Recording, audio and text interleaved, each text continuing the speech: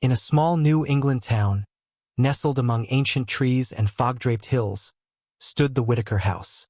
Built in the late 1800s, it was an imposing Victorian structure with a wraparound porch and gabled roof, its once white paint now faded and peeling. The townsfolk often spoke of it in hushed tones, their voices dropping when they mentioned its long, storied history. The house had been uninhabited for decades, a fact that didn't deter local teenagers from daring each other to explore its darkened corners. Yet, the true story of the Whitaker House went far beyond mere teenage dares. The original owner, Jonathan Whitaker, was a wealthy merchant known for his stern demeanor and penchant for isolation. After his sudden death in 1892 under mysterious circumstances, some said he had been found in the cellar, his body contorted in a grotesque manner. The house fell into disrepair. Whitaker's widow, Eliza, was said to have gone mad with grief, and she vanished without a trace. The house was eventually abandoned. The real horror began long after. A century later, a young couple, Mark and Lydia Reynolds, bought the house, charmed by its historical allure and spacious interior. They moved in with dreams of restoring it to its former glory, unaware of the dark legacy they were about to awaken. On their first night, as the couple settled into their new home, they noticed an odd sensation, an almost imperceptible coldness in the air, as if the house was exhaling a long-held breath. Mark chalked it up to old house quirks, while Lydia tried to ignore the way the shadows seemed to dance unnaturally in the corners of her vision. Things took a turn for the worse when Lydia started hearing footsteps at night. They were distinct, deliberate steps that echoed through the halls, often starting at midnight and ending abruptly at the stroke of 1 a.m. Mark dismissed it as old pipes or settling wood, but Lydia couldn't shake the feeling that someone or something was watching them. One evening, Lydia decided to investigate. Armed with a flashlight and a heavy heart, she ventured into the cellar, the air thick with dampness and the musty odor of decay. The cellar was a labyrinth of old barrels and forgotten relics. Lydia's flashlight flickered as she moved deeper, revealing the damp stone walls and dusty shelves. It was then she noticed an old wooden door, partially hidden behind a stack of rotting crates. The door was small, almost child-sized, and had been long forgotten. With a mix of fear and curiosity, Lydia pried it open, revealing a narrow, dark staircase leading down further into the earth. The air grew colder as she descended, her breath visible in the beam of her flashlight. At the bottom of the stairs was a small, dimly lit room. In its center stood an old, ornate mirror, its surface cloudy with age. The mirror was surrounded by strange symbols etched into the stone walls, symbols Lydia didn't recognize but which made her skin crawl. As Lydia approached the mirror, she noticed something peculiar. A faint, shadowy figure moving just behind her reflection. She spun around, but the room was empty. Her flashlight trembled in her hand, and the cold grew more intense. Suddenly, the footsteps started again, louder this time, as if someone, or something, was coming up the stairs. Lydia's heart raced. She bolted back up the stairs, only to find the cellar door shut tightly, as though someone had locked it from the outside. Panic surged through her. She pounded on the door, shouting for Mark. Just as she was about to lose hope, the door creaked open. Mark stood there, his face pale and filled with concern. He pulled Lydia out of the cellar and into the safety of the living room. That night, Lydia and Mark packed their belongings and fled the Whitaker house. They never returned, and the house was once again left to the whims of time and decay. To this day, the Whitaker house stands abandoned, its dark windows like empty eyes watching the world go by. The townsfolk say that if you listen closely on a cold, foggy night, you can hear the sound of footsteps echoing through the empty halls and see a shadowy figure in the mirror of the old cellar, waiting for the next unsuspecting soul to awaken its dark legacy. As the years went by, the Whitaker house continued to loom over the town, a monument to its own chilling history. Despite its reputation, or perhaps because of it, a new family, the Hargroves, moved in. They were a young couple with 2 small children, eager to make a fresh start in the quaint town. The Hargroves were unfazed by the house's reputation, viewing it as an opportunity for a beautiful restoration project. The family quickly settled in, their laughter and chatter filling the once silent rooms. For a time, it seemed like the house was finally shedding its oppressive atmosphere. The children, Emily and Jack, played in the expansive yard and explored the house with a boundless curiosity. However, it wasn't long before strange occurrences began again. It started with small things, children's toys moving on their own, creaking floorboards in the dead of night, and fleeting glimpses of shadows darting across the walls. The Hargroves brushed these off as quirks of an old house, but as the months passed, the disturbances grew more intense. Emily was the first to experience something truly unsettling. One night, she awoke to find her bedroom door slowly creaking open. A cold breeze swept through the room, and she saw a shadowy figure standing by the window, its form indistinct and wavering. She called out to her parents, but when they arrived, the figure had vanished. They reassured her it was just a bad dream, but Emily wasn't convinced. Jack, who had a penchant for exploring, began to investigate the basement. Despite his parents' warnings, he was drawn to the mysterious cellar and the small door Lydia had discovered years before. One evening, while the rest of the family was occupied, Jack sneaked into the cellar and found the old door. Driven by an unexplainable urge, he opened it and descended the narrow staircase. In the hidden room, Jack noticed the same mirror Lydia had seen, its surface now even more clouded and tarnished. He felt a chill as he approached it, but his fascination overpowered his fear. He traced the symbols on the walls with his fingers, feeling an eerie energy pulsing from them. Suddenly, the mirror's surface began to ripple like disturbed water, and Jack saw not his reflection but a series of grotesque and shadowy figures moving behind him. Startled, Jack stumbled backward, knocking over an old wooden box that had been hidden in a corner. The box fell open, revealing a collection of old photographs and handwritten journals. He grabbed a few of the photographs, which depicted people in old-fashioned clothing, and hastily climbed the stairs. When he reached the living room, he showed his findings to his parents. The photographs were of Jonathan Whitaker, his wife Eliza, and other unknown individuals. The journals, written in a frantic scrawl, spoke of dark rituals and a curse that bound the spirits of the Whitaker family to the house, doomed to relive their tragedies and seek new souls to continue their torment.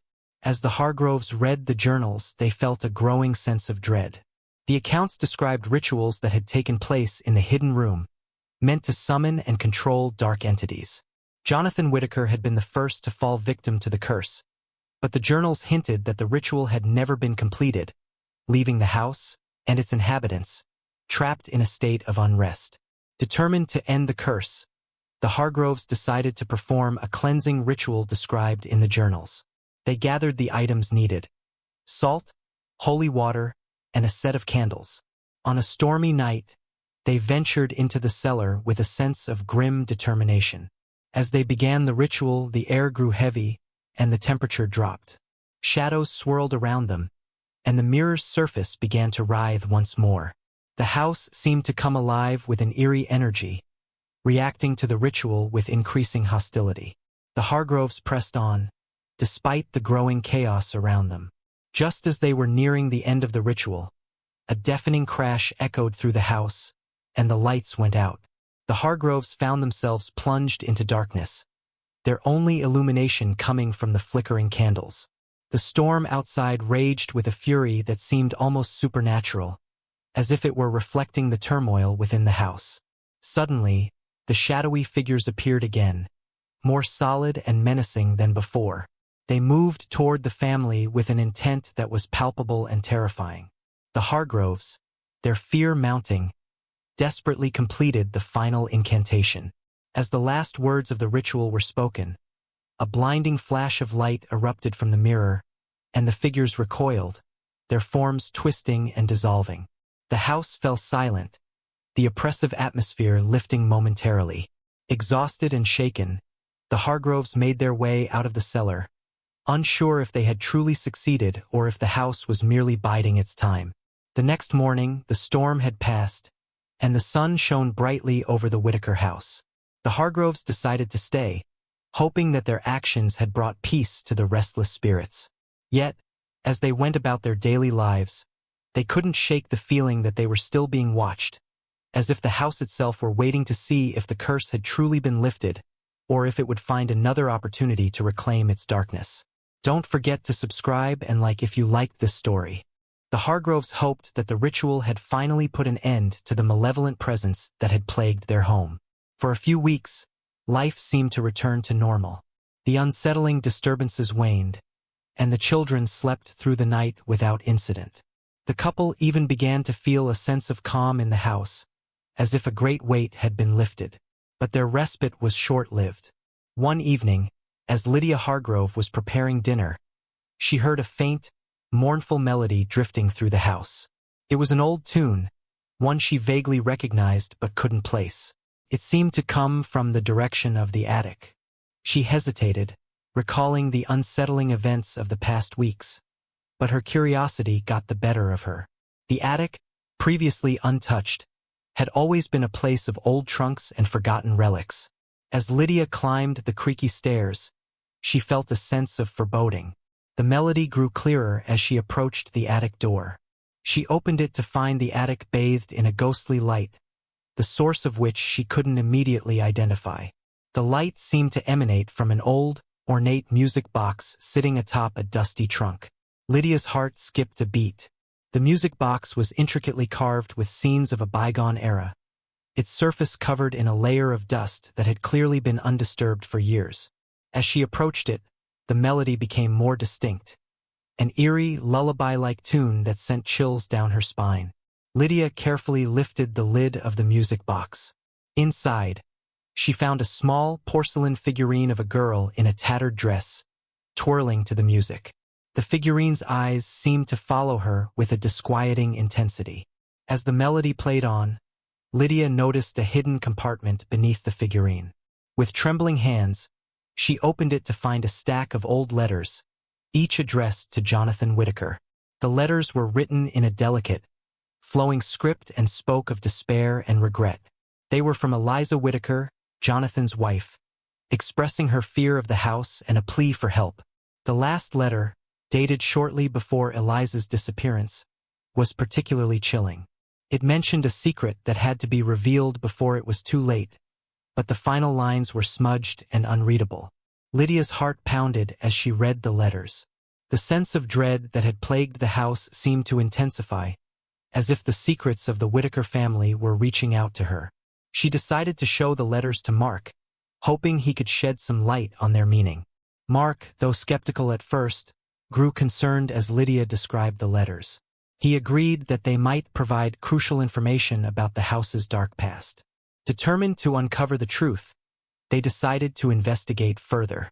They delved into the town's historical archives and interviewed the town's oldest residents, seeking any additional information about the Whitaker family and their secrets.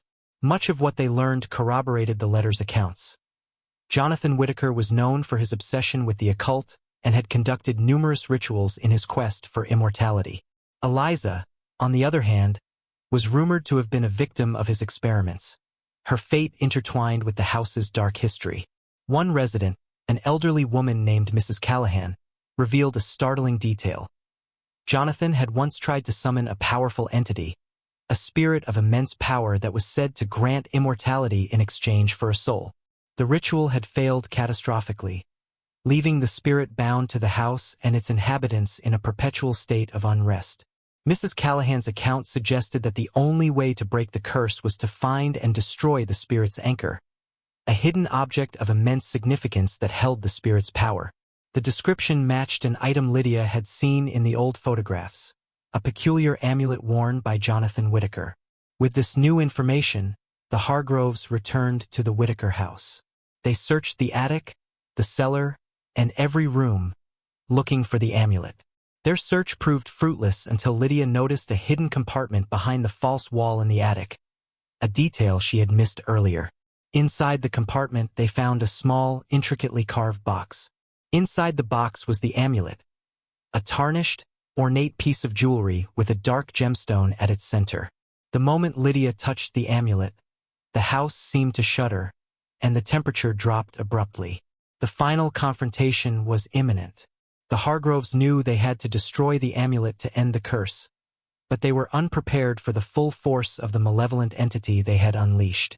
The air grew thick with a palpable sense of dread, and the shadows seemed to grow darker, swirling around them as they prepared for the final, decisive act.